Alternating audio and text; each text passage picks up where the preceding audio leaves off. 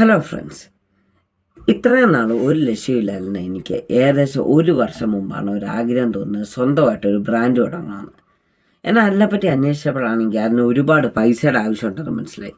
എന്നാൽ നമ്മളെ കയ്യിൽ അതാണെങ്കിൽ ഒട്ടും ഇല്ലതാനും. അങ്ങനെയാണ് ഞാൻ ഇതിനെപ്പറ്റി കൂടുതൽ അന്വേഷിച്ചപ്പം നമുക്ക് വ്യവസായ വകുപ്പിൽ നിന്നൊക്കെ ഒരുപാട് ഹെൽപ്പുകൾ കിട്ടുമെന്ന് അറിഞ്ഞത്. അങ്ങനെ ഞാൻ അവരുമായി ബന്ധപ്പെട്ട് നമ്മളൊരു ചെറിയ യൂണിറ്റ് ഇടുക്കി സ്റ്റാർട്ട് ചെയ്തു. ഇന്നിയോ നാച്ചുറൽ എന്ന പേരിൽ. അതിലെ ആദ്യത്തെ പ്രോഡക്റ്റ് നമ്മൾ ലോഞ്ച് ചെയ്തിരിക്കുന്നതാണ്.